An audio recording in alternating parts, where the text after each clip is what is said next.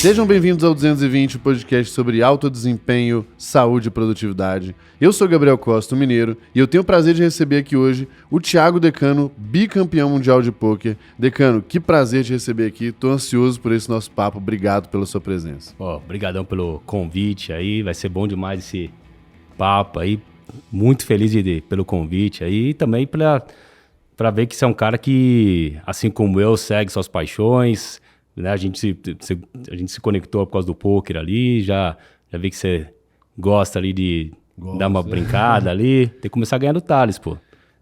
O Thales ele é muito empolgado, mas deixa ele lá, vai. Vamos lá. Decano, antes da gente começar, deixa eu só fazer um agradecimento aqui aos nossos patrocinadores, né, que ajudam a gente a ter uma estrutura tão legal. O primeiro é o pessoal do Super Coffee, que está com a gente aqui em todos os nossos podcasts. E é uma bebida energética que vai te ajudar a ter disposição para trabalhar, para estudar, para gravar podcast e para fazer atividade física também. E o segundo são os nossos amigos do Homem as Vitaminas.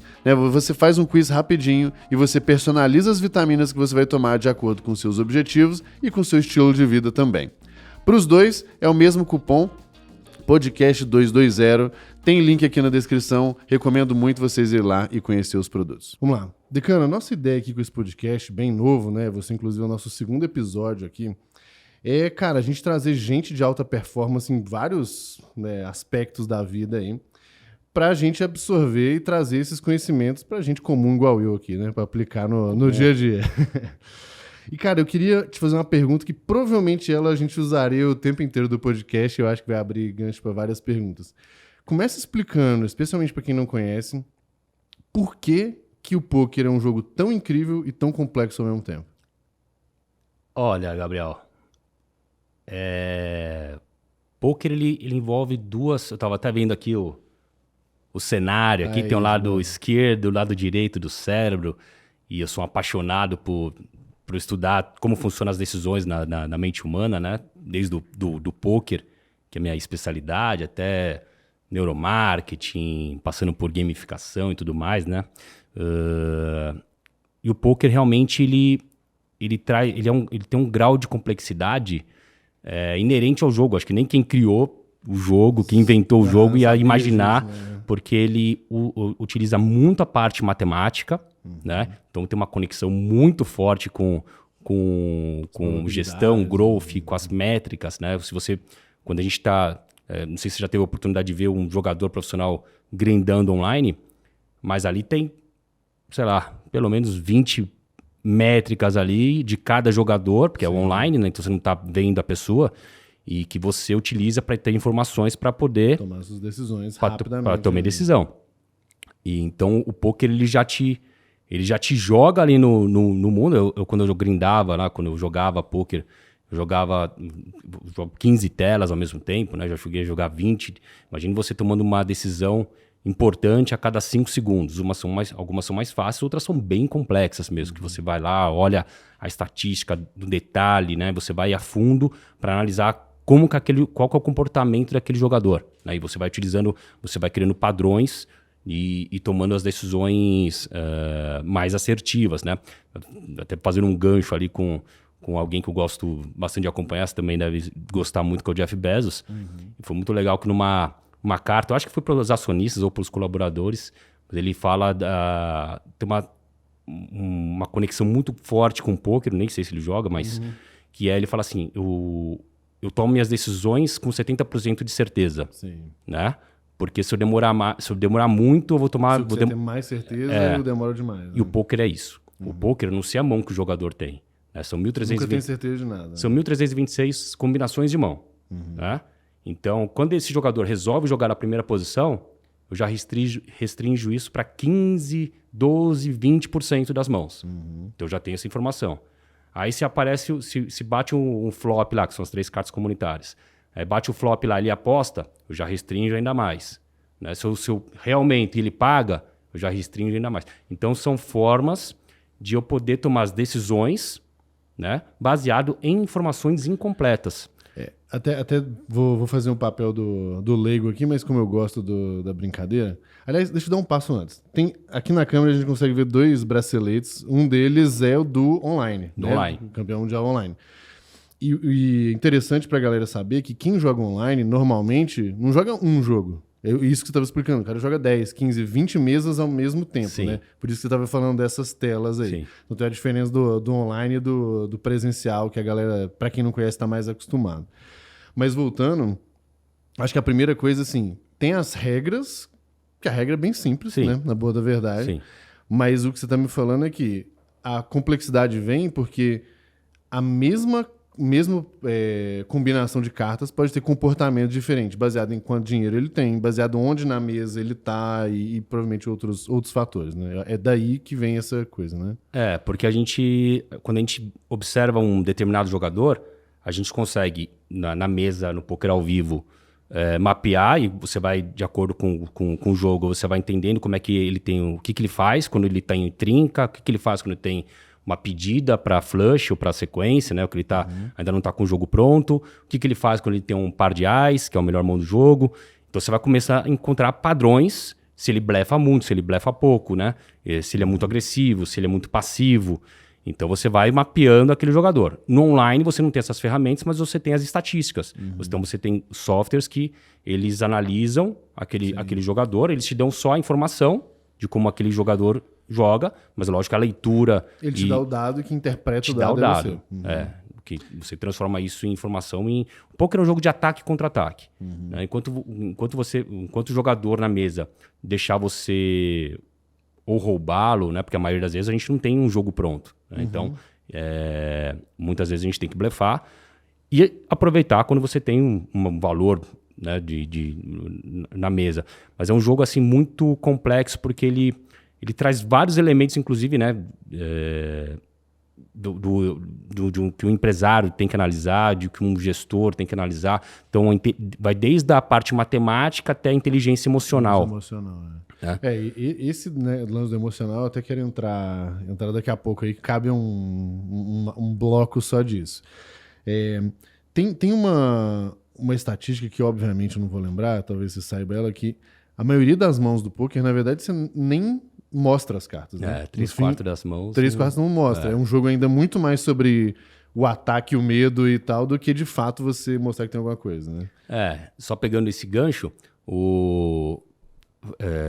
na época, né, quando eu conheci o poker em 2006, isso vinha muita discussão. A sociedade, né, tratava o poker como uma marginal. Hoje é legal pra caramba, né?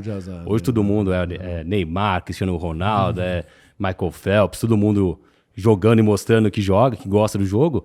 Mas na época que a gente começou, inclusive com a galera, né, que tá desde esse início, que transformou o mercado super à margem da sociedade, com problemas inclusive com polícia, né, pra gente mostrar do que era feito, que o jogo é um jogo de habilidade. O fato dele...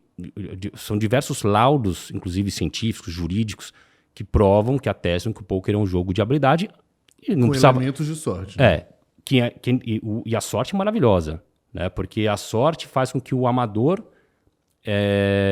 Tem mais sucesso do que ajude então, mais o amador, né? Se eu jogar 10 partidas com o Nadal, eu ganho 0. Eu não tenho a menor chance de ganhar, a não ser que ele se contunda lá.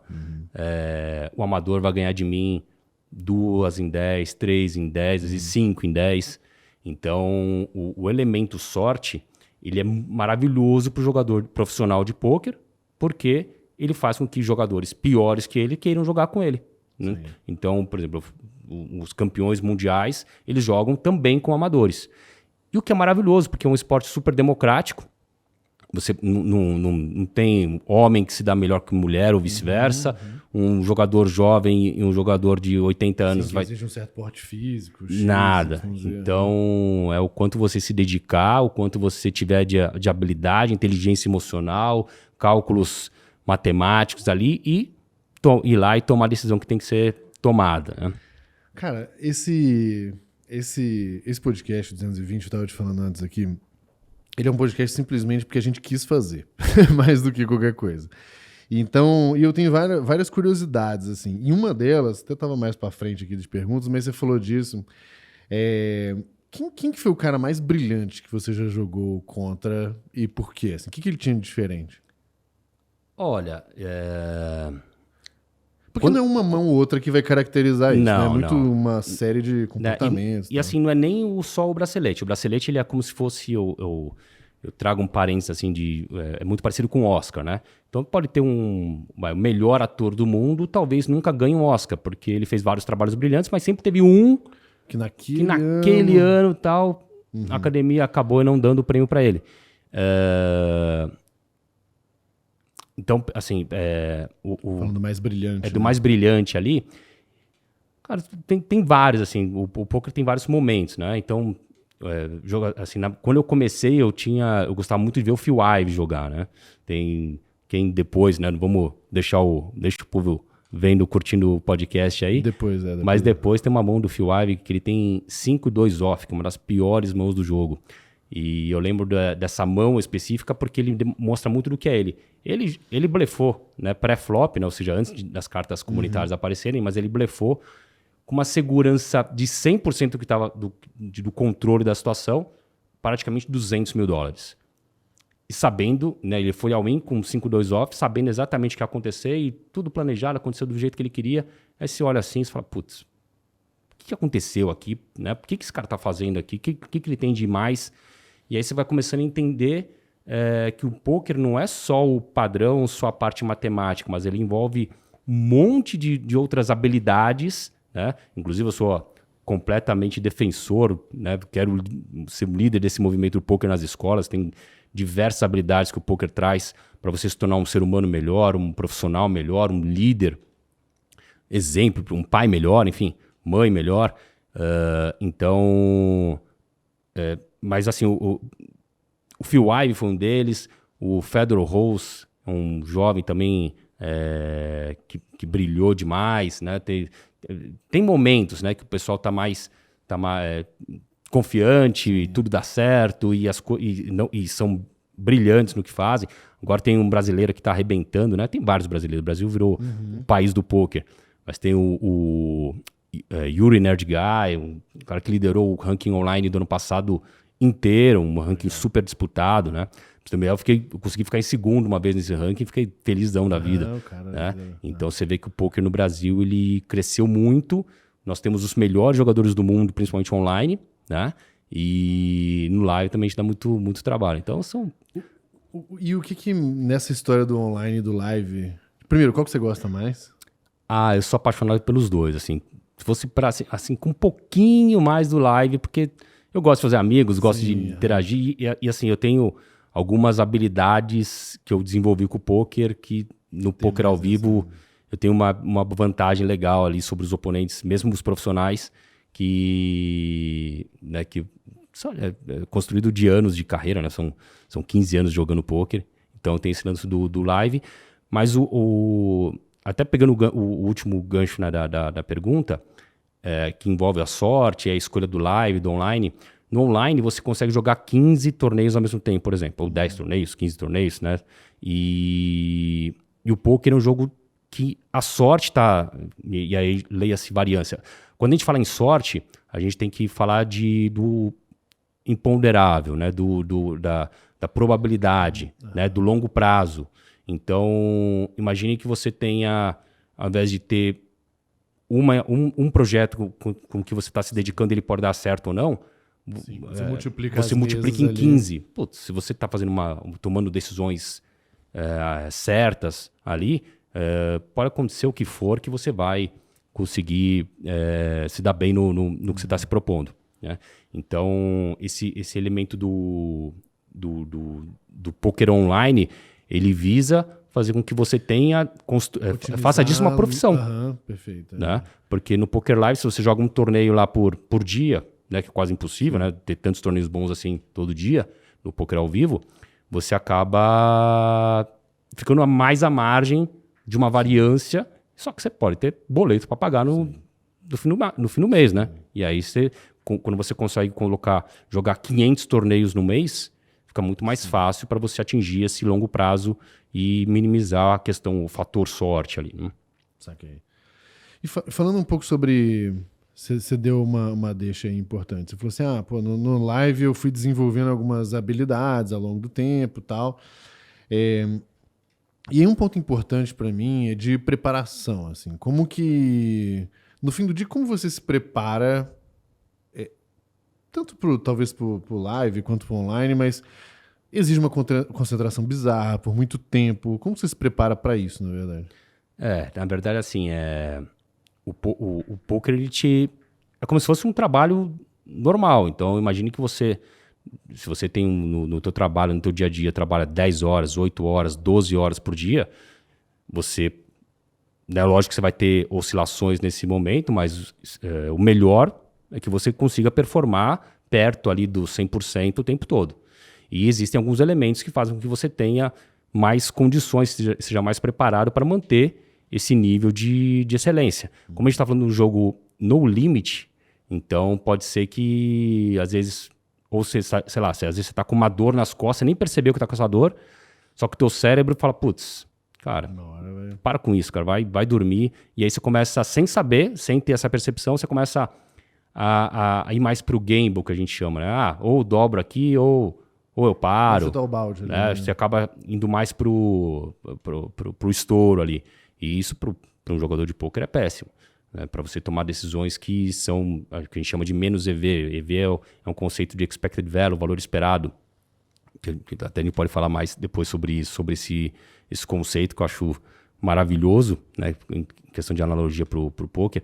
Mas o nível de concentração é o que acho que hoje, né, na era do conteúdo, está muito disseminado de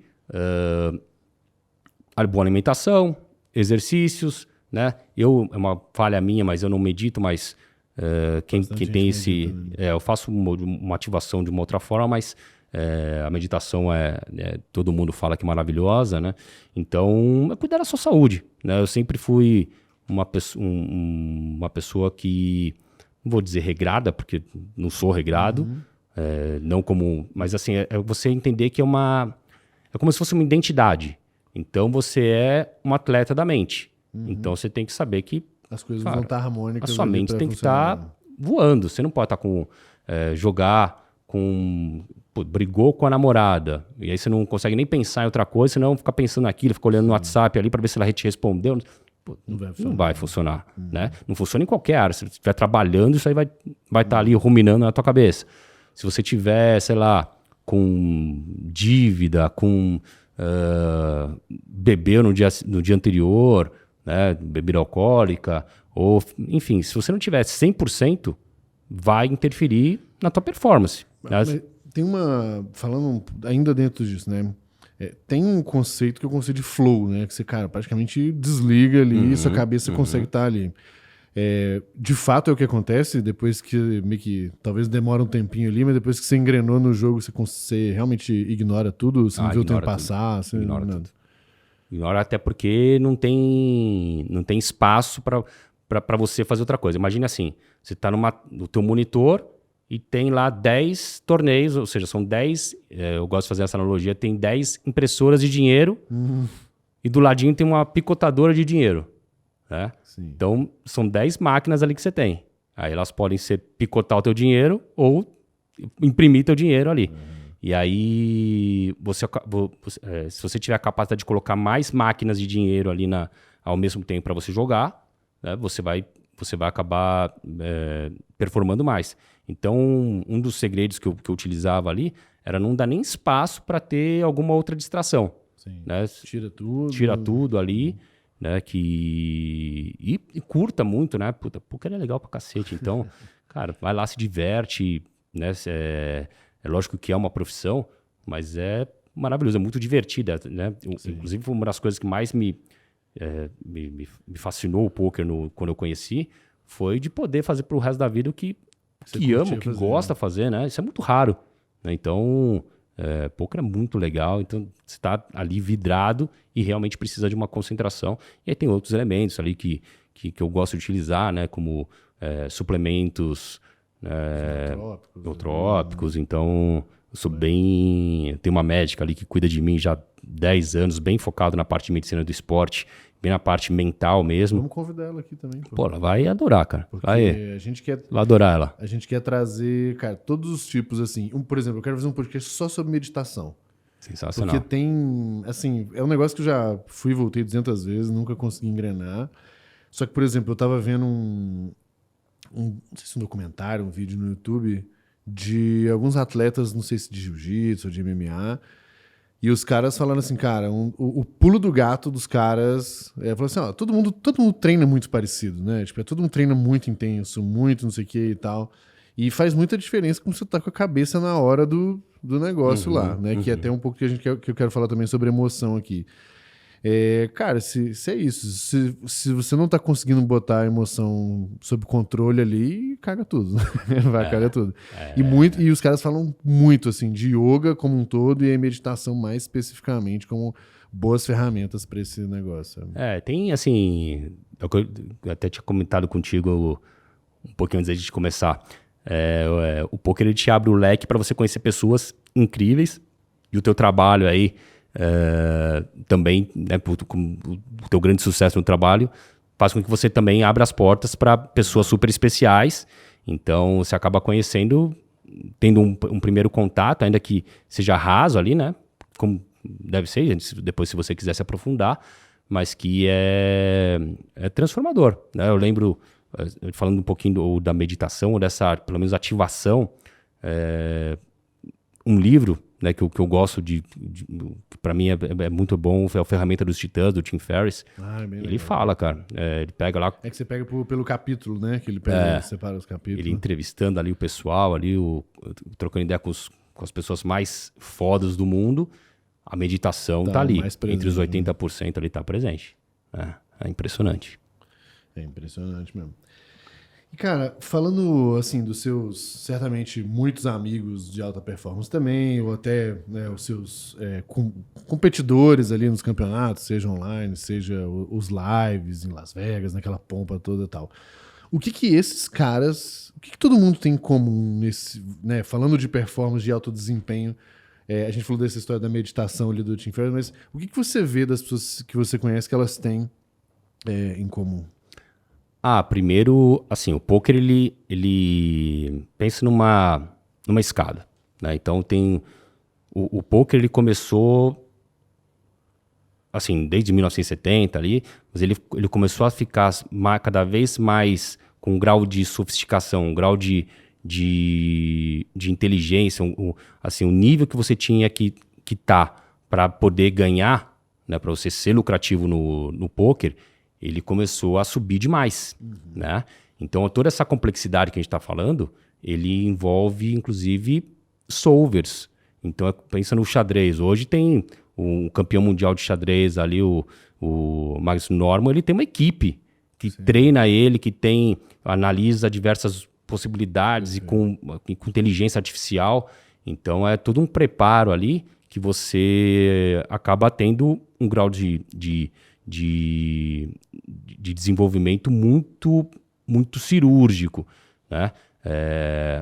Acho que para ficar mais claro o exemplo ali do que a gente faz, tem um conceito que é o de EV, né, que eu tinha comentado agora há pouco, que é o Expected Value Esperado. Imagine assim, no dia de hoje, estima-se que você tenha tomado pelo menos 30 mil decisões e a imensa maioria delas você nem percebeu. Triviais, né? São triviais e algumas poucas talvez possam decidir o teu futuro, a tua vida, e isso vai fazendo um conjunto ali de várias decisões que você vai tomando. Não tem erro, vai ser você. Você é o fruto de todas as suas decisões, sejam pequenas ou grandes. Então ele tem esse conceito. Imagine que toda decisão ela fosse metrificada. Acho que agora você vai gostar Agora vai. do papo. Imagina que você pudesse, numa escala, sei lá, de 1 a 10, você tomou a decisão de me convidar para vir para cá. Essa decisão tem um valor esperado, ou positivo ou negativo. Tá? Então ela tem um valor esperado positivo ou negativo. Imagina que você tenha uma máquina que te mostra o quanto isso foi decisivo para você. Né? O quanto você decidiu ali de ir fazer uma faculdade X ou Y, né, quando você era criança, ou de, sei lá, ter abandonado o futebol quando era moleque, ou ter feito jiu-jitsu em algum momento. Então, são várias decisões que você vai tomando na vida, ou a falta de decisões, Sim. né, de você postergar. O poker é muito bom nisso, né? Ele faz com que as pessoas não procrastinem, porque você tem que tomar a decisão ali na hora. Sim. Você não pode jogar, não, essa decisão difícil deixa para amanhã, não tem como. Você tem que tomar ali em poucos segundos. Então, esse conceito de valor esperado, se você levar para a tua vida, né? E é o que a gente faz no poker eu sei quando eu dou um all-in, ou quando eu pago um all-in, ou quando eu tomo uma decisão importante, eu sei tá exatamente com o auxílio dos softwares o quanto aquilo vale em número. Aqui eu ganho, toda vez que tomar essa decisão, eu ganho $100. Né? E é isso, no longo prazo, vai fazer a diferença. Aí não importa mais o que se bateu ou se não bateu, se a sorte foi para o outro lado ou não, porque você tem o longo prazo. Você joga tantos torneios para suprir esse longo prazo que a soma dessas decisões mais EVs, né, decisões de valor esperado positivo, vão fazer com que você seja um ganhador. E é um conceito que eu sou louco para disseminar e botar nas escolas, né, para as crianças entenderem, porque é o que vai formar essa criança, é o que vai formar um adolescente, um profissional, um líder, um pai.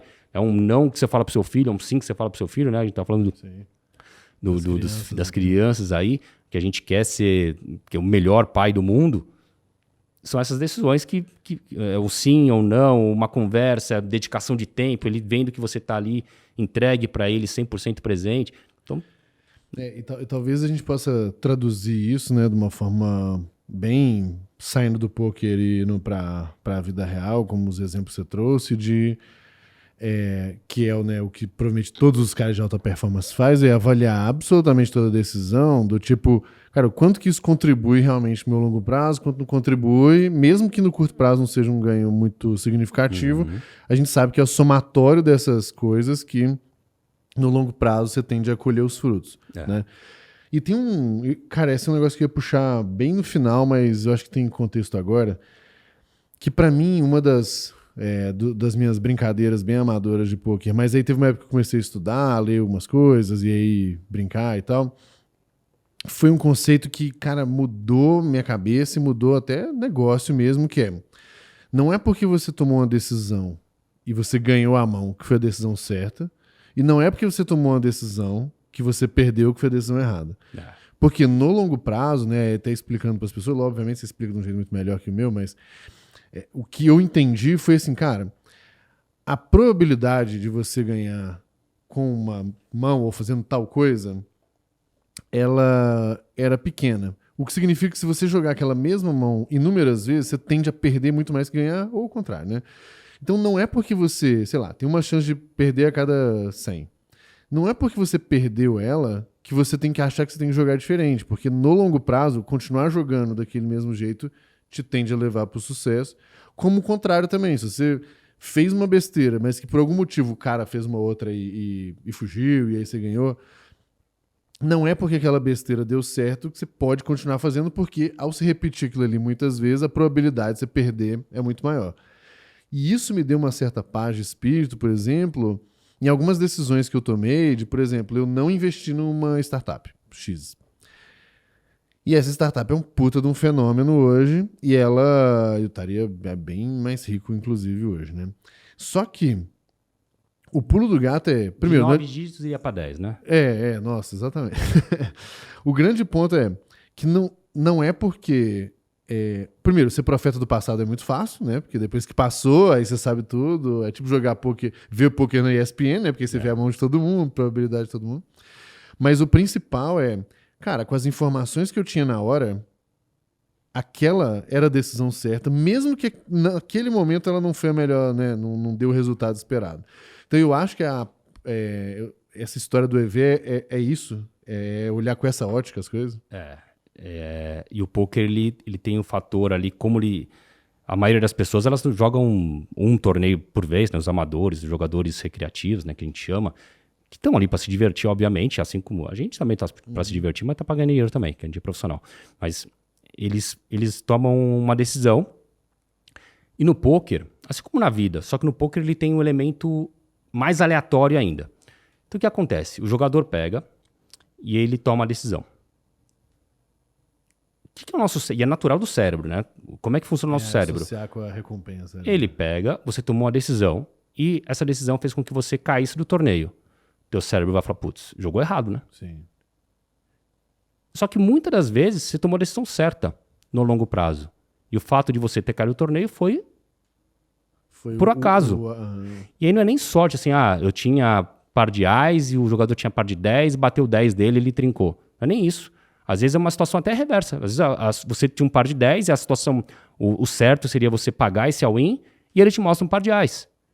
Aí você falou, putz, joguei errado. Não, você tomou a decisão certa. Então, um dos segredos é você conseguir mapear cronologicamente qual foi o momento da sua decisão. Sim. Na hora que você decidiu, você, com os elementos, né, estamos falando de um jogo com informações incompletas, assim como é a vida. A gente não tem todas as informações. Naquele momento, era a melhor decisão a ser tomada? Não importando o que o jogador vai te mostrar, não importando se vai bater sua carta ou não, ou do adversário ou não. Naquele momento, se você conseguir blindar teu cérebro para não ser orientado pelo resultado, como a gente chama, né, result oriented, para ser naquele momento que você tomou a decisão, conseguir avaliar se foi uma boa decisão ou não, e aí você, inclusive com a ajuda ou de um professor como eu, ou de um software de apoio, você conseguir verificar, essa decisão é lucrativa. Então, você fica mais tranquilo tomar essa decisão certa. E a mesma coisa acontece, que é o pior. Quando você ganha, né? Você associa que você associou que jogou errado. E aí você nem pensa na possibilidade de ter feito besteira. Sim. De ter jogado errado. Por isso que um professor, né, eu sou professor também de poker há 10 anos, por isso que o professor é tão importante estar ali, porque você não consegue perceber quando você está certo ou errado sozinho. É muito difícil. Né? Porque você vai ficar orientado pelo resultado normal. É a lógica do nosso cérebro. Sim. Então você tende a acreditar que quando você tomou uma decisão, se você perdeu, putz, no mínimo você vai pensar, putz, como é que eu escaparia dessa situação? E às vezes pensar em escapar da situação é jogar errado. Sim. Né? A minha pergunta seguinte ia ser exatamente essa. Assim, uma vez que a gente antes aqui estava conversando muito sobre aprendizagem, eu também gosto muito desse tema, né? E a aprendizagem em si, uma das coisas mais importantes é de fato ter esse papel do mentor, que é quem consegue olhar as coisas num ângulo diferente, uma perspectiva diferente. E uma das etapas importantes é um debriefing, né? Onde você, cara, beleza, acabou o jogo, deixa eu retomar aqui as minhas decisões e fazer uma análise do que aconteceu e tal. E aí eu perguntei exatamente, cara, vocês fazem isso e fazem isso? É com professor, é com colegas? A todo momento. A todo momento. A gente pega, a gente vê. Porque na hora do jogo, é muito difícil. Você vai marcar, por exemplo, a gente consegue marcar no sistema ali, mãos que a gente quer analisar depois. Pô, essa mão aqui eu tenho dúvidas, eu preciso estudá-la para ver se eu tomei a melhor decisão ou não. Legal. E aí você pega e marca para estudar realmente depois. E é legal fazer logo depois, que é quando tá fresco na tua cabeça, né? Então é muito legal. Cada um age de uma forma. Eu gosto sempre de marcar e poder rever a mão logo na sequência, eu vou lembrar de todos os detalhes, enfim, que eu vou conseguir avaliar se foi tomada uma boa decisão ou não. Então, e eu adoro estudar, né? Além de adorar, obviamente, amo jogar poker, eu amo estudar até para poder... como eu tenho um negócio, tenho uma escola de poker, poder ensinar da melhor forma os alunos ali. É muito doido, porque vira um ciclo super virtuoso, né? Porque você fala assim, cara, eu direto também acontece isso. É assim, pô, eu presenciei uma situação, seja um problema, uma coisa que deu certo, eu falo assim, pô, isso aqui vira um conteúdo legal. O fato de, inclusive, você transformar aquilo num conteúdo legal, você aprende muito mais. Porque aí você vai, sim. olhar com calma, vai estruturar, vai montar um roteiro pro negócio. Nem que seja um bate-papo, uma aula, mas você monta uma linha do tempo ali para explicar, né? E é legal, assim, no poker você tem um conceito, né, que eu trago ali, que eu desenvolvo um pouquinho mais. Eu sou meio maluco, né? Eu desenvolvo um pouquinho mais, de uma forma um pouco mais profunda, que é o custo de oportunidade. Sim. Então, imagine você estar numa mesa e tem um jogador muito agressivo, aí você fica, puta, uma hora eu vou pegar esse cara. Toda vez que você pega e posterga essa decisão, na próxima eu vou reaumentar, quando ele apostar, eu vou reaumentar. Na próxima, você já inclusive demonstrou com o teu corpo, né, se ele for uma pessoa inteligente e tiver essa habilidade de te ler, ele vai perceber que você tá de saco cheio de ele ser tão agressivo e querendo reagir, mas não teve coragem de fazer naquela vez, né? Mas, puta, na próxima eu vou fazer. Isso ele pegou, se ele for inteligente, for um profissional, então ele já mapeou que você vai tomar essa atitude dar um bote na ali. próxima, né? Eu sou meio maluco, nem eu falei. Então, eu penso, imagina uma plataforma que te permite ter, sei lá, dezenas de portfólio, de produtos para você investir, né? E aí, imagina assim, perguntando para você e para a galera que está assistindo, você comprou Bitcoin hoje? Eu não. Não. Você comprou dólar hoje? Não.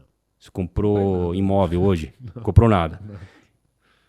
Quando você entende assim, o conceito do custo de oportunidade mesmo, é a mesma coisa que você ter comprado real. Uhum. Então você não fez nada. O não fazer nada já é uma escolha. É como se você tivesse comprado real. E aí imagina você estar numa plataforma super moderna e que não tem custo você pegar o teu real e investir, ficar mudando de uma coisa para outra. Imagina a maluquice que seria você falar assim, bom, hoje eu vou apostar que o Itaú vai crescer. Aí você vai lá e investe nas ações do Itaú. Aí dá 5 horas da tarde, você fala, putz, eu acho que agora que o Bitcoin. E aí agora eu acho que vai ser fundo imobiliário. E você poder transacionar isso de uma forma assim que você consiga decidir. Sempre vai ter uma decisão, um produto ali mais EV, seja no curto prazo, seja no longo prazo, né? Então você começa a entender que toda vez que você não decide, você está decidindo. E no poker isso fica muito claro, porque o poker é um jogo de ataque e defesa. Então se um jogador está atacando e você deixar ele atacar, se você não fizer nada, ele está lucrando em cima de você. Inclusive também tem uma coisa sobre uma estatística onde jogadores mais de ataque tendem a se dar melhor, né? Sim, eu falo, né, um dos princípios da lucratividade no poker é a agressividade, porque na maioria das vezes ninguém tem nada. Então você ganha, se você for um agressivo, você ganha quando baterem as suas cartas e ganha quando eles largarem, né? Então... Tem um... Engraçado isso, né? Eu não tinha parado de pensar nisso, porque tem um artigo que mudou muito assim, a forma de eu ver dinheiro, que em inglês é You Never Get Rich Playing Defense with Your Money. Né? Que você nunca vai ficar rico jogando na defensiva com o seu dinheiro. E na prática é muito parecido, né? Porque se eu só ficar quietinho aqui, né? Tipo, se eu ficar ali se eu não investir em nada, nem que seja na minha própria empresa, no meu próprio negócio, no meu próprio conhecimento, mas se eu não boto esse dinheiro para trabalhar para mim, e aí no caso do poker é dinheiro literalmente, né, nesse negócio, é uma lógica muito, muito parecida. E é engraçado, porque nas minhas... Eu tendi a ser um cara mais quieto, né, nos meus jogos amadores completos, lógico. E aí quando eu comecei a ver, nesses meus estudos, eu vi exatamente isso, eu falei, putz, velho, agora eu entendi. Obviamente o cara mais agressivo tende eventualmente também a se fuder em algum momento, mas até aí ele também tem mais chance de ganhar. Você já, por não fazer nada, tem grande chance de se fuder muito mais. A diferença é que eu acho que você está parcelando o sofrimento, enquanto alguém mais agressivo meio que descobre isso mais rápido, né? Pensando assim em alavancagem, por exemplo, as startups, né, que você está mais familiarizado, investimento, você deve receber muita proposta de startup e quando você decide investir ou não em uma delas, você sabe que a maioria delas vai quebrar, a maioria delas não vai prosperar, né? Então, trazendo uma analogia com o poker ele, assim como o empreendedor, ele não sabe se vai pagar as contas no final do mês. A tendência é que ele consiga, mas pode acontecer até o imponderável, uma pandemia, pode acontecer o imponderável de algum investimento que não deu certo, né? E você ficar na mão e até quebrar sua empresa, né? E então, assim, só que eu acho que a vida bem vivida deve ser dessa forma, você entender que existem inúmeras possibilidades e você investir o teu capital, o teu tempo, o teu dinheiro, a tua energia em paixões ou no que você mais acredita, ir lá e fazer disso e potencializar capitalizar esse negócio, essa decisão, enfim, paixão. Agora você tá aqui num formato novo de podcast, que eu acho que é um dos que tem mais chance de dar certo, porque você decidiu fazer por tesão mesmo. Por vontade. Né? Por vontade mesmo. Então, a chance de voar é muito, muito grande, né? Dificilmente vai ter algum problema. Isso na nossa mente, ela funciona de uma maneira muito clara e imediata, porque o nosso cérebro está num instinto de sobrevivência. Né? Por que você estava jogando mais seguro? Porque você tinha medo de cair. Nenhum jogador tá ali e quer cair. Exato. Só que o teu conhecimento de pôquer fazia com que você fale, bom, vai ser mais fácil jogar com mãos mais fortes do que mãos mais fracas. Porque as mãos mais fracas eu não domino o pôquer suficientemente para poder jogar todas as mãos. Né? Mas, por exemplo, até fazendo essa analogia, da complexidade até do pôquer, muitas das vezes a gente pode ir all-in, né, em algumas situações, com quaisquer cartas, né, tomar uma decisão lucrativa. Por quê? Porque o outro não vai reagir o suficientemente para poder tomar outra decisão, né, para poder decidir da forma correta. Você acaba explorando isso no teu adversário. Até uma das coisas, por exemplo, o cara tem pouca grana e ele sabe que aquela decisão pode tirar ele do jogo e ele fala assim, cara, puta, eu prefiro postergar minha decisão, né? Então, até o poder econômico no poker ali acaba impactando muito essas... tanto as chamadas quanto, né, as decisões. E isso impacta, inclusive, a vida de... Eu já vi profissionais tomando decisões erradas por conta... E aí tem a variância, tem vários... Porque eu vou dar um exemplo, assim. Tem um grande jogador que estava na mesa... Assim, uma premiação milionária ali, e ele estava só ele e um amador. E ele decidiu dividir o prêmio com o amador. Estavam mais ou menos parelho em fichas ali, fizeram ali um deal, né? Fizeram um acordo e ele preferiu não ter essa variância assim, aquele valor faria uma grande diferença na vida dele, e ele preferiu fazer um acordo com alguém que joga pior que ele, e aí você pode fazer, bom, mas podia ganhar, podia perder. Mas tem uma coisa chamada ROI, retorno sobre investimento. Se você jogar esse heads up, né, esse mano a mano, valendo tanto dinheiro contra essa pessoa, se você ganhar 60% das vezes, né, no longo prazo, e não vai ter longo prazo, né, porque você não vai ter, né, mas você está rasgando dinheiro ali. Né, você está trocando um EV positivo e dando para o outro jogador. Sim. Mas em compensação você não corre o risco, né, você já pega, bota aquilo lá no bolso e acabou. Então tem quando você consegue enxergar várias decisões ali que são tomadas, e nem todas um profissional consegue tomar as melhores decisões, inclusive, né, não só no jogo, mas na parte financeira, né, você vê que o ser humano tem uma aversão ao risco, tem um instinto de sobrevivência, né, e que nem sempre ele consegue levar em conta a decisão mais lucrativa, a decisão mais EV. Mas é engraçado esse ponto, né? Obviamente o caso desse profissional é diferente do que eu vou te contar agora, mas eu acho que isso não foi a última, foi uma das últimas vezes que eu joguei lá com os meninos e tal. A gente fez acho que eram 3 mesas, era isso, eram 3 mesas e se eu não me engano, acho que eram uns R$1.000 para nosso buy-in lá, né? Uhum. E eu tinha uma regra, que era não ter rebuy. Eu falei, cara, eu tô ali muito mais pela galera, pela parada, eu não vou gastar mais dinheiro que isso, não. E aí, os caras na maluquice, colocando grana. Aí a moral da história foi acabando e chegou na mesa final.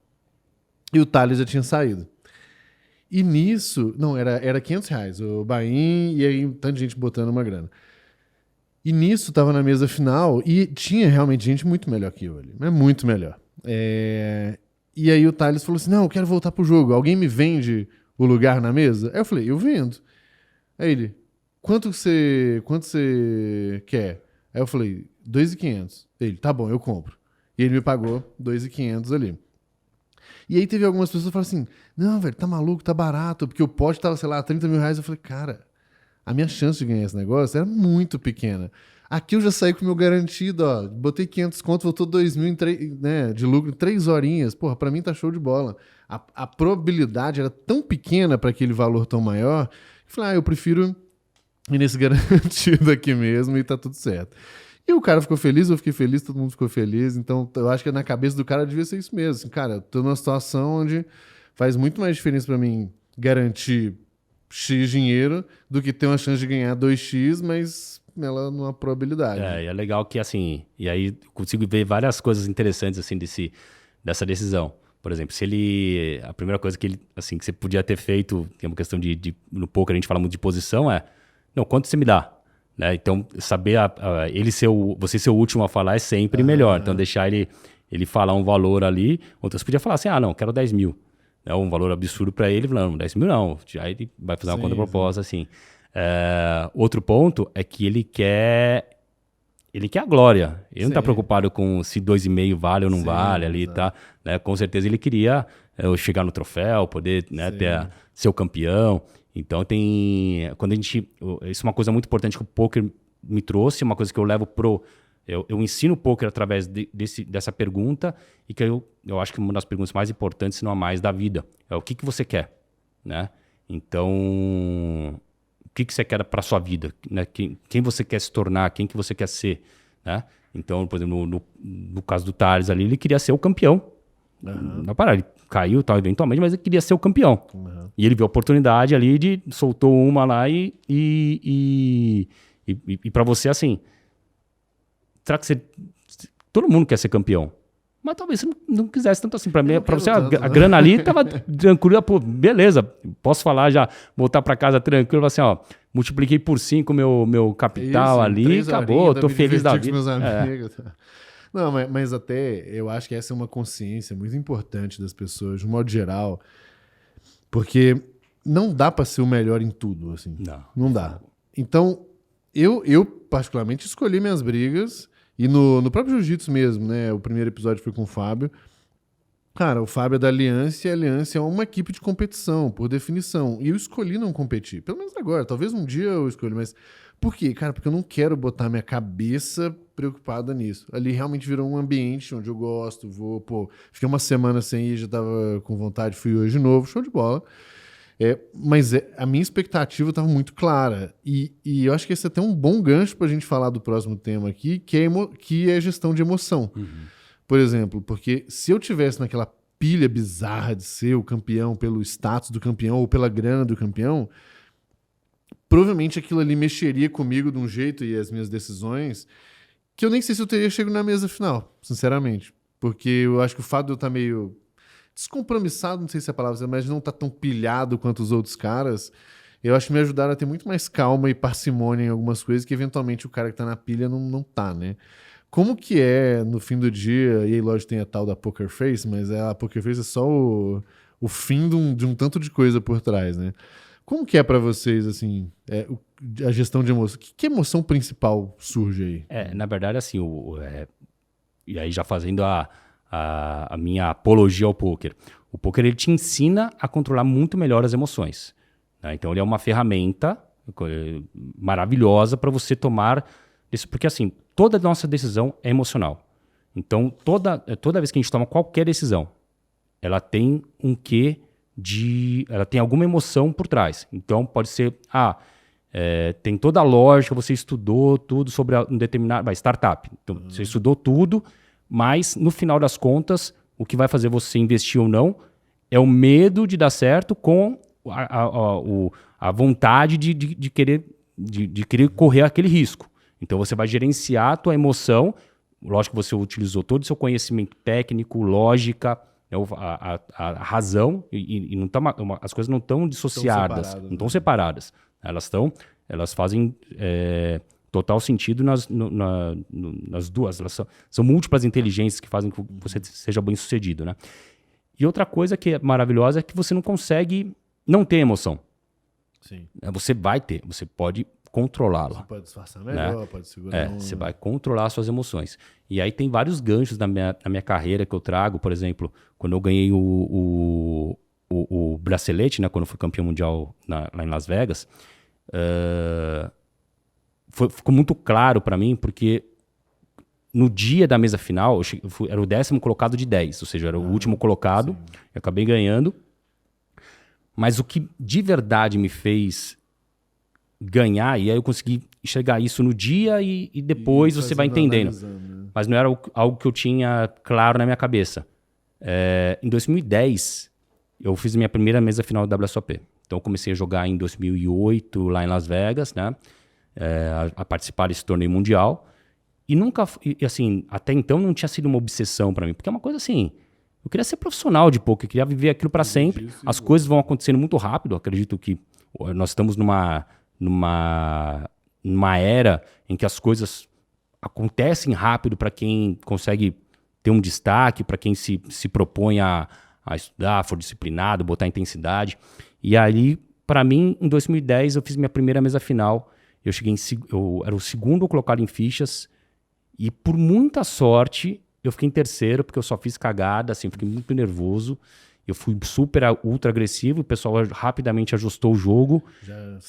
Aí sacou rapidinho que eu tava muito agressivo. E aí eu acabei dando... Podia ter ganho, porque na última a mão que eu caí foi o que a gente chama de flip, né? Eu tinha 50% de chance, o outro jogador também. Mas o ponto é que eu não estava preparado. Podia até ter ganho, mas eu não estava preparado para ganhar. Aí em 2012 eu fiz minha segunda mesa final. E aí, o gancho que eu trago para a vida, para qualquer negócio, é para você vai começando a ganhar casca. Né? Você fala, putz, por que eu fiquei nervoso? Eu fiquei nervoso porque eu achava que eu nunca mais ia chegar na mesa final. Minha chance de ser campeão mundial sua vida é agora. Era agora. Aí você faz a segunda. Na terceira, você fala, um dia eu vou ser campeão mundial. Eu tinha certeza que um dia eu ia ser campeão mundial. Podia ser aquela vez? Podia ser ou não. O que eu precisava fazer? Eu só precisava tomar as melhores decisões. Eu tinha que ir lá e fazer o que tinha que ser feito. Se isso ia ser suficiente para eu ganhar ou não... A gente falou mais cedo, né? Tinha que tomar as decisões certas, elas dando certo ou errado. Né? E ela tem uma aleatoriedade muito grande ali. Né? Então, eu lembro que eu parei, eu falei, bom, eu só tenho que me preocupar em tomar as melhores decisões aqui. Se eu vou ganhar ou não, isso é um outro problema. E um dia eu vou ganhar. Então, eu joguei essa mesa final em 2015 como, assim, com zero peso nas costas. Quem olhava para mim falava, puta, parece que ele tá jogando um torneio de $1, né, de R$1. Porque eu tava muito tranquilo, os outros, isso na mesa de pôquer, né, até em qualquer esporte, né, no MMA, num jogo de futebol, quando você tá muito confiante, as outras pessoas percebem, né? Você fala, puta, cara. E as coisas vão dando certo. Aí lá num all-in, bate a minha lá e eu ganho, né? As pessoas falam, putz, aí você já fica mais confiante, o que você já tinha de confiança já fica mais confiante, e o pessoal fala, putz, esse cara aqui não vai... Não, tá fora. Hoje é dele. Né? Então, as coisas foram acontecendo de uma forma com que... Só que o principal já falando da gestão das emoções, o que me fez ficar tranquilo foi ter passado por... Criado casca mesmo. Né? Criado casca mesmo. Isso acontece muito na vida do empreendedor, de um profissional, né? Seja atleta, seja um empresário, seja um colaborador, né? Você vai ganhando uma casca que você precisa ter, né? Eu podia ter ganho na primeira? Podia, mas... O próprio Fábio mesmo falou, ele falou assim, cara, no fim do dia você tem que entender que você vai ficar nervoso, né? Vai bater alguma coisa, mas não é sobre não sentir mais, mas sim é de sentir e conseguir manter ainda a cabeça tomando as melhores decisões, conseguindo ver, não deixando... Especialmente no poker, isso eu acho que deve ser bem complicado, que dependendo do nível de nervosismo, deve atrapalhar muito a quantidade de cálculo que você tem que fazer o tempo inteiro, né? Como que isso afeta a cabeça? Imagina assim, quando você toma... Eu tomo várias decisões. Então eu vou tomando as decisões, todas elas... a gente sabe que a imensa maioria delas tem um EV positivo, mas a variância vai fazer com que dê certo ou não cada jogada, né? E aí, o que a gente tem que ter em mente é que saber que você vai ter, durante a tua jornada, várias situações em que você era extremamente favorito, e a gente tem na nossa cabeça um lado de injustiça, né? Nossa, como eu sou... É o vitimismo, né? Todo mundo é vitimista, né? Em algum grau. E aí você fala, putz, cara, não é possível que eu vou perder 3 vezes seguidas, tendo 90% de chance de bater as minhas cartas e perdi 3 seguidas situações desse tipo. O jogador de pôquer, ele treina a mentalidade, ou deveria treinar a mentalidade dele, para saber o que ele vai fazer quando isso acontecer. Porque vai acontecer. Sim, lógico. Então, qual que é a forma de você se blindar na inteligência emocional? É você se preparar antes, falar, putz, racionalmente, você fala assim, quando isso acontecer, o que eu vou fazer? Porque vai acontecer. Sim. Eu ouvi uma parada uma vez, que, puta, é exatamente o que você falou, que assim, é, as coisas de improviso, né, elas são muito, muito complicadas. Então, se você tem um plano na cabeça, talvez você ainda nem consiga executar. Porque, né, entre isso, você pegou e falou, puta, se acontecer isso, eu vou fazer isso, se acontecer, eu vou fazer aquilo. Mas o fato de você simplesmente ter parado, pelo menos a pensar nisso, alguma chance tem. O problema do improviso, você nem parou pra pensar naquilo, a chance de você fazer besteira, porque você tá nervoso, tá intenso, é muito, é muito mais complicado. É. Então talvez tenha uma lógica de criar cenários mesmo na cabeça, né? Do tipo, cara, qual que é meu manual de instrução aqui, né, de emergência, na verdade? Puta, bateu isso, pô, eu só tenho que lembrar, eu não tenho que pensar muito, eu tenho que repetir esses passos. É por aí? E inclusive quando eu ensino para os meus alunos, eu sempre penso em cenários. É como sabe aqueles testes de QI, de lógica ali? O que é aquilo? Você cria cenários por exemplo, no poker você pode largar a sua mão, foldar, né? Você pode pagar ou pode aumentar. Então você só tem 3 possibilidades, não é tão... Assim, o jogo é super complexo, mas você só tem 3 opções. Às vezes só tem 2, né? Que é largar ou pagar um all-in, enfim. Né? Você não consegue nem aumentar às vezes. Então, baseado assim, nesses 3 cenários, aí você começa, bom, se esse jogador tiver tal... a gente fala de ranges de mãos. Então tem um grupo. Se esse jogador tiver trincado e eu fizer tal coisa, vai acontecer isso. Se esse jogador tiver trincado e eu fizer outra coisa, vai acontecer isso aqui. Né? Quando ele não está trincado, quando ele tem o maior par da mesa, e eu fizer isso, vai acontecer isso. Quando ele tem uma pedida, né, um flush draw, e eu fizer tal... Então você vai mapeando e criando cenários, né? Sim, então, muitos cenários na tua cabeça. Então, é o que você faz a todo momento. Né? Você fala assim, putz, se eu fizer essa campanha aqui, se eu fizer desse jeito, vai acontecer isso. Pô, mas então eu vou fazer teste AB, eu vou fazer ABC, vou fazer esses 3 testes aqui. Sim. Se eu usar essa palavra, vai acontecer isso. Se eu usar essa cor, aí você começa a entender quais os cenários, quais são as suas possibilidades, o que vai acontecer em cada situação. Então você torna um jogo que é super complexo, um pouco menos... Você tem mais controle sobre o que pode acontecer e você está preparado para isso. Né? Você está preparado. E é legal que mesmo assim o jogo é tão complexo que tem um imponderável.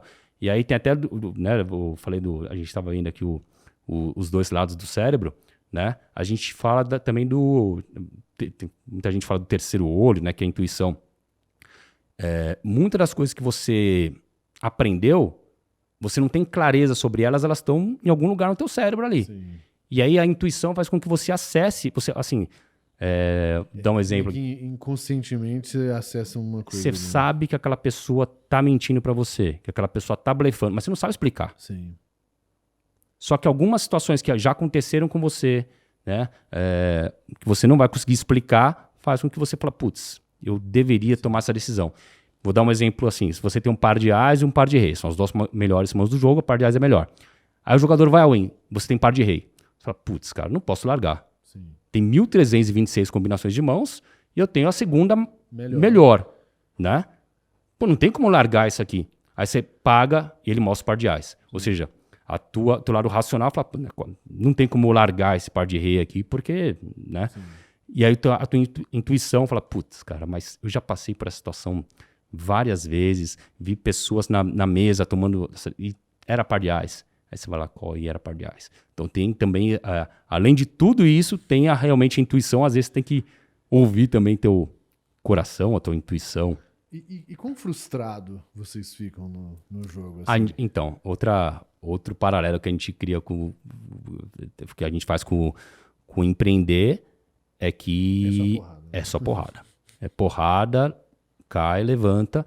E até o fato de você jogar várias mesas faz com que você leve isso de uma forma muito mais leve. Sim. Porque você vai apanhar. E aí você já sabe que vai apanhar. Você não precisa nem se preparar, porque na tua cabeça você já sabe que você vai apanhar. Pra apanhar. Então, pra você ter ideia, por exemplo, jogador de torneios, o de cash game não, né? Mas o de torneios, né? O que você paga uma inscrição e aí premia os 10% primeiros, um jogador de poker normal vai perder 2 a cada 3. Você fala, putz, mas o que ele faz então? Quando ele ganha o suficientemente para isso ser lucrativo para ele. Mas, putz, imagine, de 3 dias, 2 são frustrantes. Né? Ou seja, você só tem aquela grande recompensa, aquela grande vitória, e um deles nessa estatística, né? Nesse longo prazo que a gente desenhou. Então você vai ter que levantar e vai ter que suportar, vai ter que ter um controle emocional muito forte, porque você sabe que no outro dia você vai ter que levantar e fazer tudo de novo, né? E talvez essa conta de 2 a cada 3 também não é certa. Às vezes pode ser 10 dias seguidos você perder. E aí que é o problema, porque aí você começa a se questionar se você está fazendo certo, né? Mesmo. Aí você começa a ficar orientado pelo resultado. Fala assim, putz, será que eu vou tomar essa decisão de novo? Né? Ontem eu já fiz isso. De grande errado, né? E aí era certa. Mas aí você começa a se questionar, começa a ter síndrome do impostor. Então você tem que estar. Por isso você tem que estar estudando tanto, você tem que estar com pessoas ali aprendendo junto, se conectando com pessoas tão boas quanto você, ou melhores, para que você realmente passe por esses momentos e consiga ter esses momentos aqui também de vitórias, né? E o que nessa linha dessas frustrações, das porradas e tal, o que você precisou mais tomar porrada para aprender? Eu acho que assim, a principal porrada que você toma é na parte financeira, né? Então, o nosso cérebro ele funciona muito mais na dor do que quando você ganha, né? É muito mais impactante você perder 10 mil do que você ganhar 10 mil.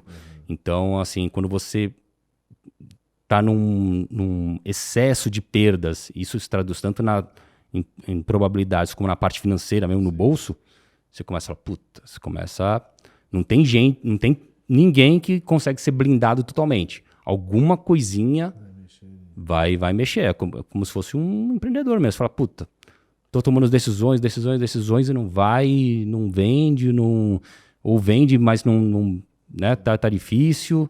E você tem que levantar o dia seguinte e ir para cima, né? Não tem jeito. Então, é o que você falou, essa gestão de emoções é muito forte no poker.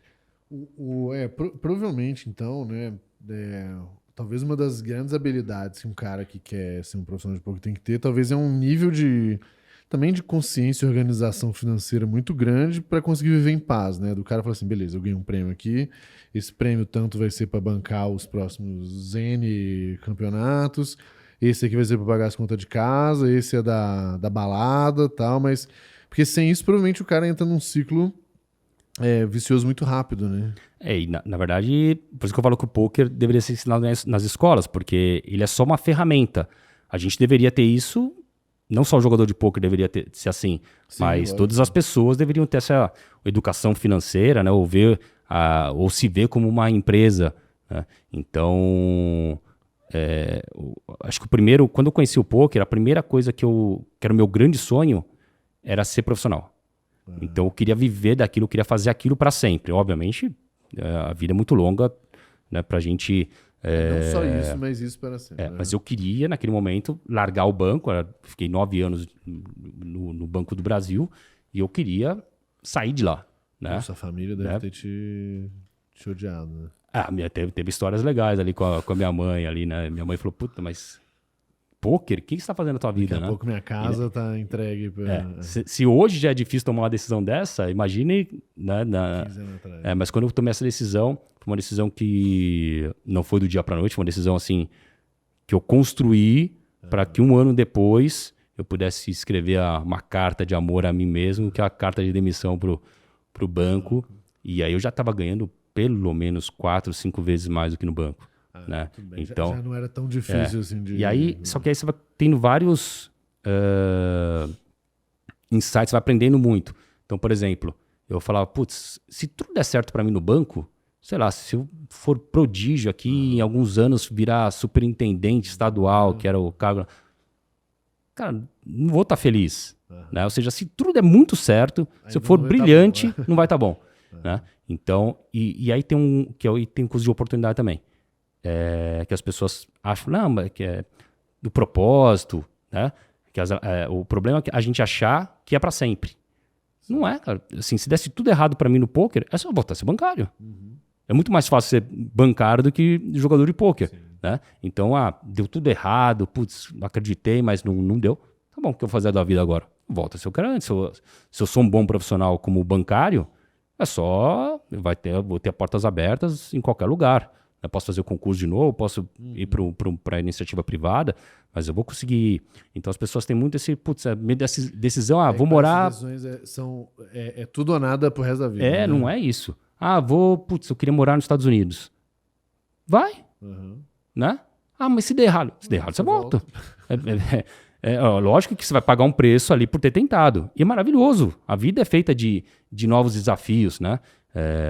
A gente começa a ver muito claramente, tem dois tipos de pessoas. Tem as pessoas que amam desafios e as que fogem dos desafios, né? Eu quero ser o do primeiro time. Os que acontecer e vão... E se não ia ter graça, não se chamaria desafio, mas vão ter os problemas, vão ter os percalços, vou ter que fazer ter algumas renúncias para poder investir meu tempo, minha energia numa paixão, enfim, numa coisa que eu acredito. Então, não tem almoço grátis, nada é por acaso, né? Só que se você seguir teu coração, seguir tua paixão, seguir teu propósito daquele momento, você tem muito mais chance de dar certo. Né, dedicando de um jeito desproporcional, né?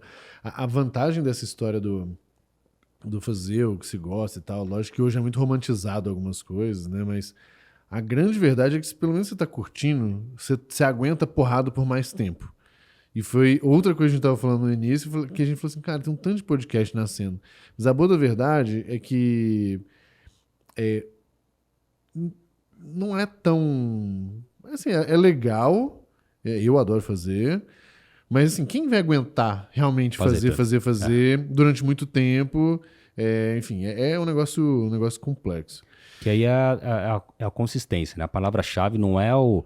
Porque motivação né, motiva a ação, ser motivado a agir é muito fácil. Você vai numa palestra motivacional ali, você sai na fúria, você vê um cara que perdeu a perna e se deu bem na vida ali, acreditou, fala, putz, o que eu tô reclamando de mim? Então é muito fácil se motivar. É muito difícil ter a disciplina de fazer sempre. Então tem algumas formas, né? Eu que adoro entender como a mente funciona, o comportamento humano, né? Você também foi onde você já entendeu esse jogo, né? Neuromarketing, entender o que faz uma pessoa tomar uma decisão que você queira agir, você conseguir direcioná-la de uma forma que você consiga realizar o que você quer, ajudá-la, né? Acho que o principal papel do empreendedor e das grandes empresas bilionárias elas ajudam pessoas, né? Esse é o grande... Se você quiser ter um negócio e ganhar dinheiro, é só ajudar as pessoas, né? Então, quando você começa a entender esse jogo, isso aí faz tudo sentido no teu cérebro e você sabe que você tem que ser disciplinado.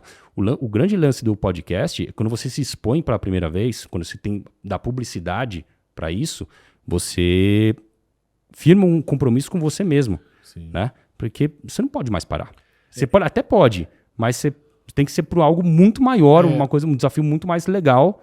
O nosso até foi um modelo legal que a gente fez no início, no Deep Growth, né, no nosso outro podcast. A gente separou por temporadas muito mais porque era o que dava para fazer. E aí a gente falou assim, cara, vamos fazer... eu e a Thay, né? Falou assim, vamos gravar 10.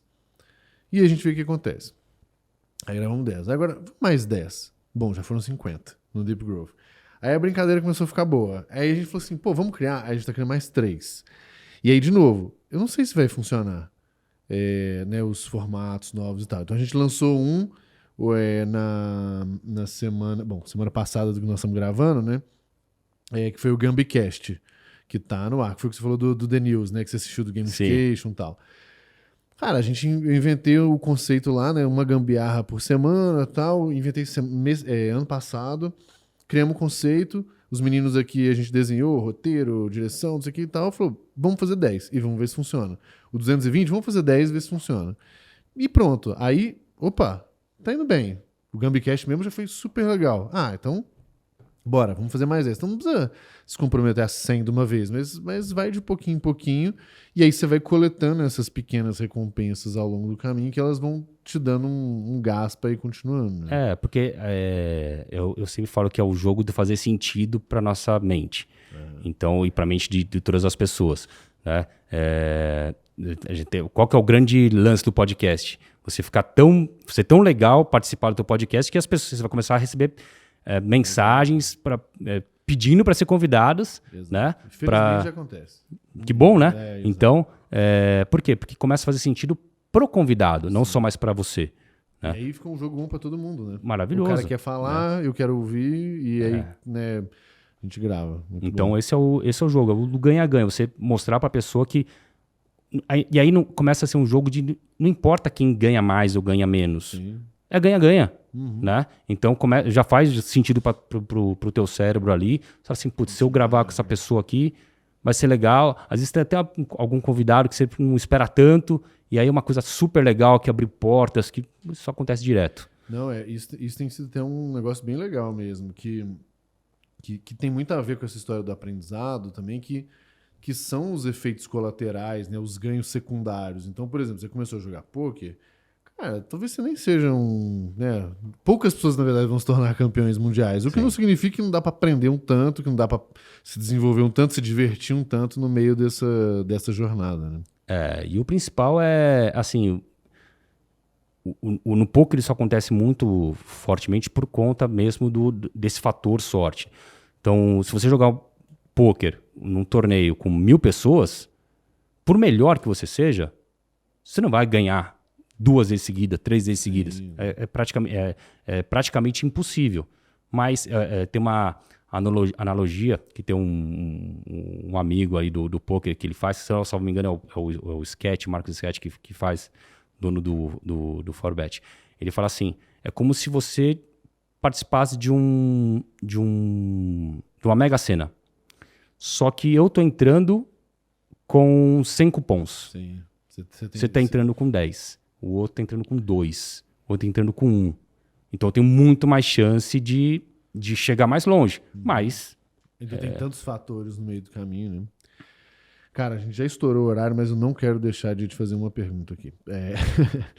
Que você falou logo no início que uma das coisas que te encanta bastante e dá pra ver que todo mundo que tem não só uma paixão, mas transforma o negócio numa profissão e vive isso, né, acaba desenvolvendo muitas habilidades com esse negócio.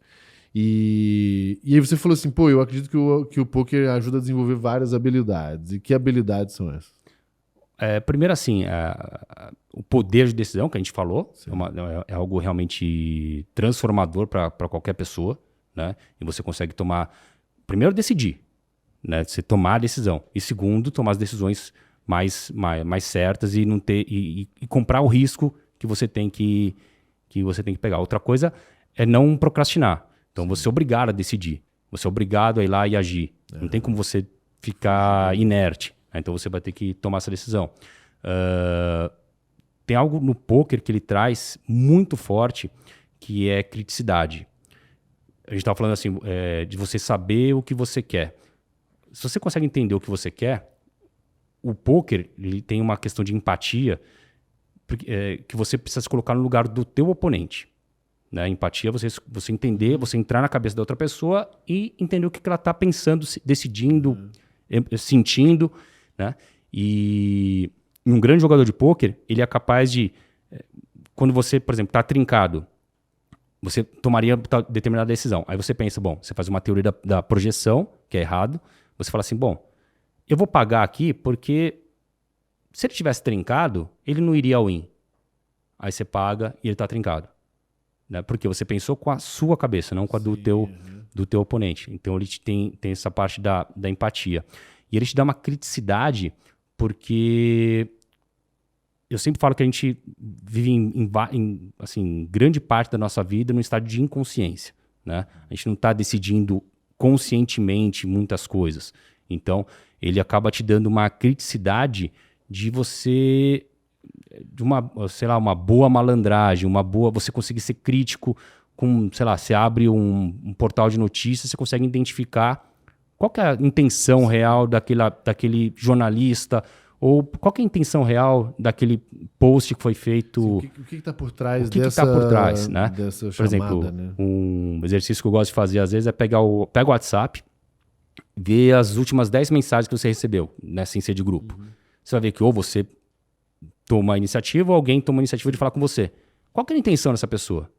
Às vezes foi só um bom dia, mas tá, o que ela queria dizer realmente com isso? Por que ela me chamou? E aí você começa a desenvolver uma criticidade, o poker ele te obriga a ser muito crítico, saber, porque você está tentando saber se a pessoa está mentindo, blefando ou jogando por valor, né? Por que ela tomou aquela decisão? Por que ela postou 5 mil e não 1.000? Ou não 10 mil? Tem uma intenção por trás. Será que ela queria roubar barato? Ou será que ela queria só... ela sabe que se apostar 10 mil eu não vou pagar e 5 mil eu vou pagar? Então, você acaba desenvolvendo uma criticidade que para você ser uma melhor pessoa, melhor líder, melhor profissional... Estrategista mesmo. Estrategista, você vai com um colaborador, com um parceiro de negócios, né? com o teu líder, você vai conseguir entender o que essa pessoa quer, no final das contas. Né? E quando você entende o que a pessoa quer, que é um grande desafio de um líder, né? Deixar claro para a pessoa que eu quero que você faça isso, eu espero isso de você. E muitos líderes não conseguem fazer isso. Né? E é difícil mesmo. Né? Então o poker ele vai te dando essa criticidade, ele deixa você mais maduro para tomar decisões. Ele faz com que você realmente fique mais inteligente, fique mais sagaz ali para não ser passado para trás, né? Para entender realmente como é que funciona todo o jogo, porque, o que está por trás de... Né? A gente fala da comunicação não verbal. Tá muito mais, a verdade está muito mais através da comunicação não verbal do que o que a pessoa realmente te fala. Né? Ou da forma que te fala, como ela te fala. Né? Então, o poker ele te dá muito isso. Você tem que estar muito atento a isso. Boa, muito bom. Um último ponto aqui. Na verdade, um penúltimo, porque a gente sempre tem uma pergunta que faço parecida. Como... Um comentário antes que veio na minha cabeça aqui, na verdade, antes da pergunta. Eu ia perguntar do impacto como empreendedor em si, qual que é... Mas deixa eu voltar. Uma coisa que eu acho que é bem interessante eu acho que não só do poker, mas de qualquer atividade que exige um alto nível de concentração ali. Não sei se você já leu o livro Deep Work, do Cal Newport. Não, mas tá na listinha de... tá na lista pra aqui, ver. Inclusive, não tá. Mas, cara, o Deep Work é muito legal porque ele começa falando que a capacidade de aprender e de concentrar são as coisas mais valiosas hoje nessa nova economia, uma vez que se tem uma abundância de informação e de distração muito grande, né? E ele fala que que grandes transformações na humanidade foram feitas por pessoas que tinham uma alta capacidade de entrar em momentos de flow e ficar realmente muito tempo concentrado para conseguir ter um grau de profundidade nas coisas muito grande e tal. E aí o que ele vai falando é que a concentração é quase um negócio muscular mesmo. No início, cara, talvez é difícil de você ficar meia hora 100% concentrado num negócio, mas que daqui a pouco você vai e aí ele vai sugerindo até um jeito de você ir evoluindo ali. Então eu acho que de todas as coisas que... Esse livro mexeu bastante comigo, assim, foi que eu percebi que tinha muita coisa do meu trabalho que eu não trabalhava, estava muito reativo, mas que o que eu era bom mesmo era exatamente quando eu conseguia me isolar do mundo lá e entrar num momento onde, você vê a Matrix, né? Eu acho que todo mundo já teve essa sensação onde você não vê a hora passando, você não sente fome, você não sente sede, e aí você está muito, muito concentrado. Então, talvez uma das coisas que eu acho que seja muito impactante nessa história do poker, inclusive para criança, seja a gente fugir todo o imediatismo e distração e entrar numa situação, e aí, no caso, especificamente aqui é o poker, onde ela consegue parar, concentrar, olhar os outros, fazer conta e não se deixar distrair por coisas mundanas, assim, né? Eu acredito que... Só que eu acredito assim, concordo 100%, mas o que está por trás dessa concentração? O que está por trás dessa obsessão de ir lá e entrar nesse estado de flow? Porque não é algo treinável, mas que para você ter, eu acho que os primeiros passos, ela acontece naturalmente. Pensa sei lá, numa criança jogando videogame. Ela fica o tempo todo lá. Né? Então, só daí já tem um gancho para a gente pensar na educação de uma forma diferente. Né? Por que a gente não consegue aprender como se divertindo, né? Com gamificação, aprendendo de uma forma leve? E aí eu trago algumas. Eu sou um pouco mais do romantizado, porque é a minha história, né? Então, quando eu era criança, eu tinha medo de morrer. E aí... Só que não era o medo de morrer, assim como... Eu começava a chorar lá, minha mãe falou, pô, mas você não vai morrer, você vai, mas vai demorar. E aí começar a pensar, adolescente, assim, não dei muita atenção para isso, mas adolescente, aí no banco ali, comecei a trabalhar, e isso não ficava na minha cabeça em termos de putz, mas eu não queria morrer e virar estatística, eu não queria morrer e não ser ninguém no mundo, né, de ser simplesmente esquecido. Até aí, isso ficou na minha cabeça. E aí o pôquer, ele foi a grande oportunidade de me tirar e eu ser um protagonista. Sim. De ser, não é ser famoso, mas é realmente realizar coisas incríveis, e eu tenho certeza que todo ser humano tem esse potencial, né? Então, eu sou um pouco mais do lance do romântico. Então, isso nada mais é do que legado. Eu sei disso agora, mas na época eu não sabia de nada disso. Mas é o legado. Eu queria deixar alguma coisa legal pro mundo, né? Falar, putz, ainda bem que esse cara aqui nasceu, porque né? O que vão falar no teu enterro? Então, tem algumas coisas que são meio romantizadas. A própria história do poker no Brasil, né? E você conhece até algumas dessas pessoas que construíram isso, né? Que eu tenho a felicidade de ser sócio dessas pessoas também hoje, são as pessoas que pegaram o mercado completamente não apropriado para investimento, né, que você fala assim, putz, isso aqui não vai dar nada. E assim, as batalhas que você tem que travar são tão pesadas, inclusive te indico para trazê-las aqui para contar essas histórias, o Elton, Federal. O Elton é do nosso grupo lá também. E são, assim, realmente tem que querer muito. Sim. Né? Só que o que faz você entrar nesse estado de flow, o que faz você... É o que eu falei, tem que fazer sentido pro teu cérebro, porque aí você não vê a hora passar. Sim. Você fica tão feliz fazendo aquilo que não é mais um fardo. Não é ruim estar lá. Você está curtindo aquilo lá de verdade. Às vezes você nem se para pensar nisso. E o poker, ele é muito legal. O poker é muito divertido. As pessoas não gostam do poker à toa. Né? Tem elementos ali que fazem que facilitam dinâmica, né? toda essa dinâmica. Você quer jogar poker, a imensa maioria dos meus alunos gostariam de ser jogadores de poker profissionais, de fazer aquilo para sempre, ou de não largarem a profissão, mas de terem essa atividade sendo lucrativa. Sim, né? Putz, eu quero todo ano eu quero participar da Copa do Mundo do Poker e quero jogar lá. Sim. E vou tentar fazer bonito.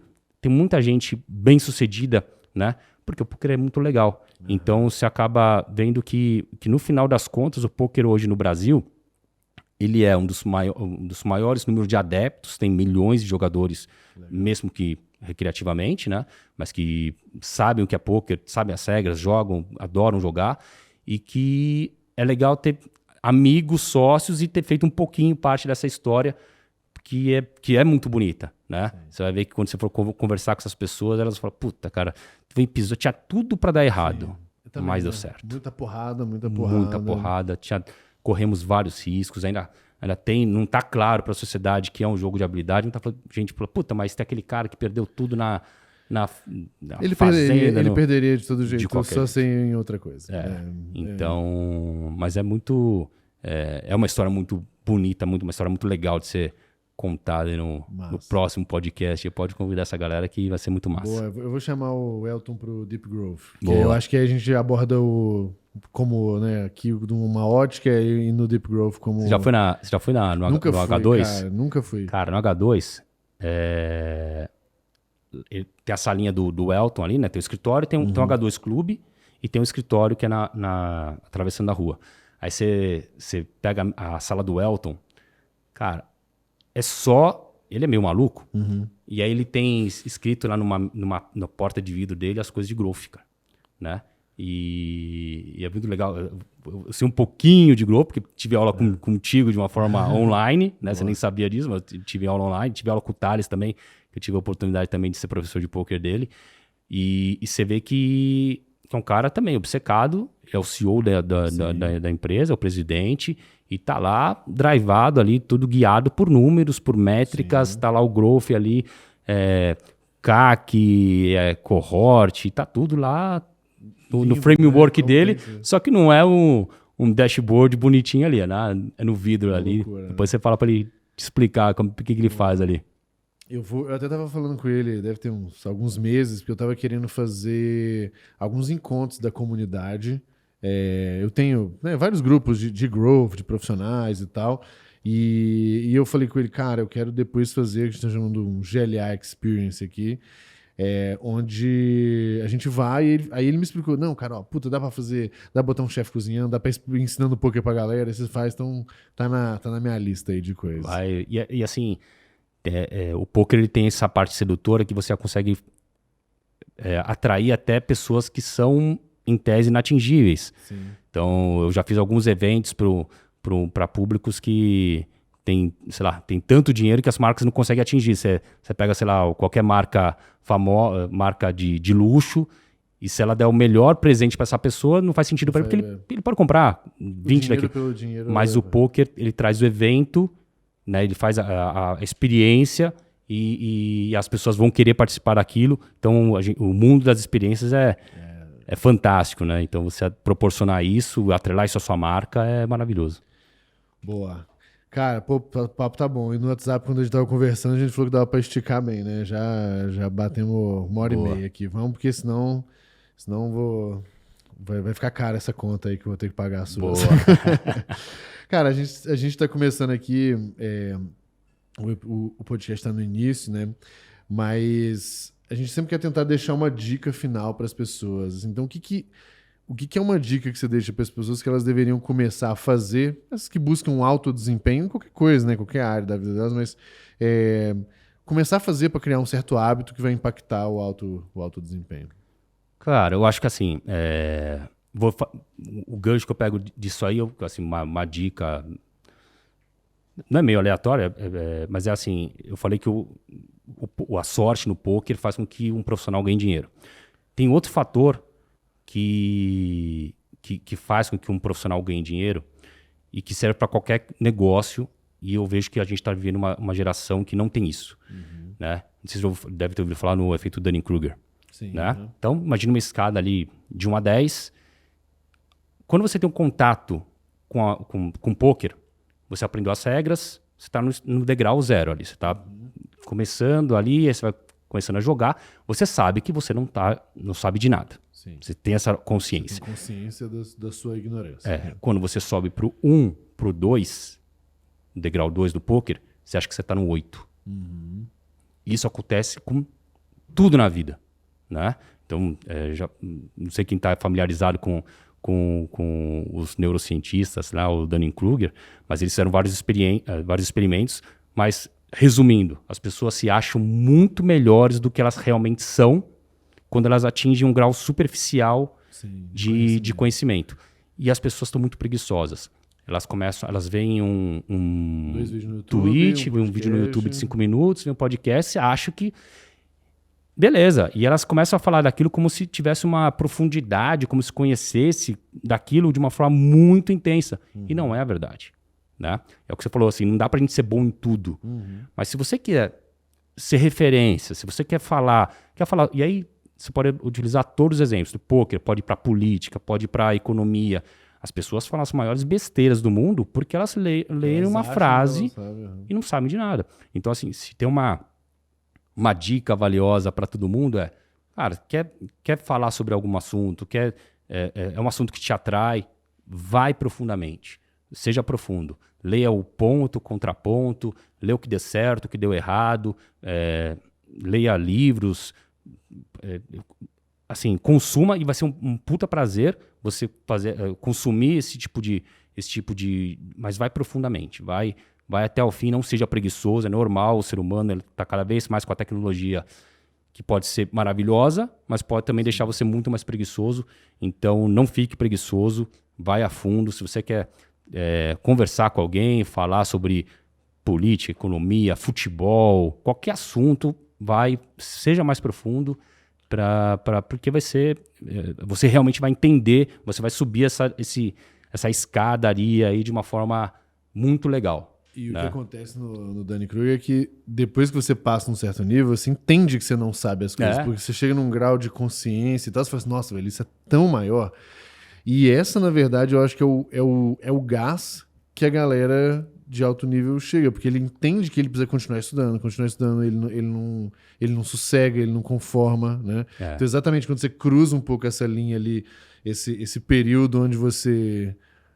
acaba achando que sabe mais do que realmente sabe, ele realmente é muito danoso, e aí, passando disso, que você tem consciência do tamanho das coisas, você não para, né?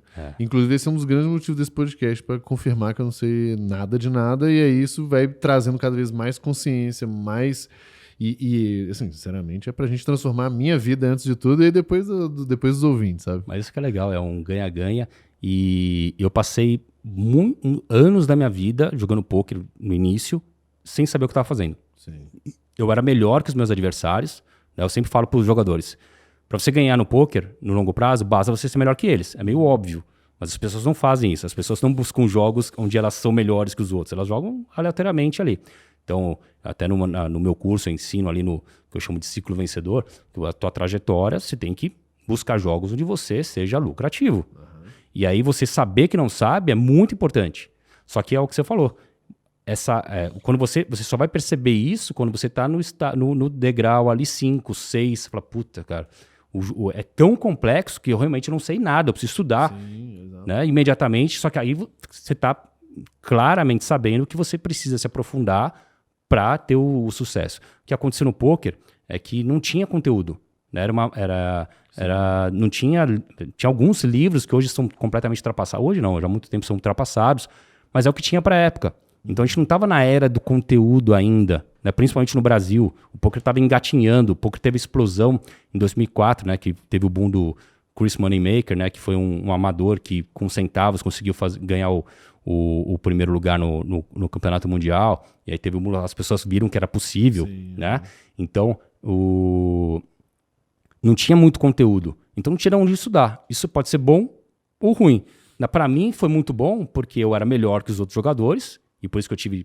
Minha carreira do início também decolou. Só que eu sabia que eu não sabia. Eu era aficionado, eu ficava vendo lá os vídeos ali que tinham no YouTube, conseguia enxergar os melhores do mundo, e eu olhava ali e falei, cara, não tô entendendo nada que esses caras estão fazendo. Sim, ou seja, se eles são os melhores do mundo e não tô entendendo nada, tem alguma coisa errada. Eu sei que eu tô ganhando, né? Eu consegui ser lá, em 2008, ser o melhor jogador do mundo em Sitting Go Turbo. Mas eu sabia que eu não sabia. Eu tinha esse pé no chão. Mesmo tendo conquistas, botando dinheiro no bolso, tendo as minhas realizações, eu sabia que eu não sabia. E o foda é que é uma linha muito tênue, né? Entre uma certa humildade e a síndrome do impostor ali, né? Porque também, se deixar demais, isso pode acabar te dominando, né? No fim das contas. Né? E é por isso que a profundidade é tão importante. A gente tá num jogo ali, e até... entendendo como funcionam as redes sociais, algoritmos, viés de confirmação. A gente vive em bolhas, né? Políticas, ideológicas, consome só sempre o mesmo assunto, e só tem um ponto, não tem um contraponto. Nós estamos é normal, a gente tem mais o que fazer da vida. É difícil você pegar e ter o contraponto, ficar ouvindo coisas que você não quer ouvir, só que você só cresce com isso. Então é difícil realmente você ser foda em alguma coisa.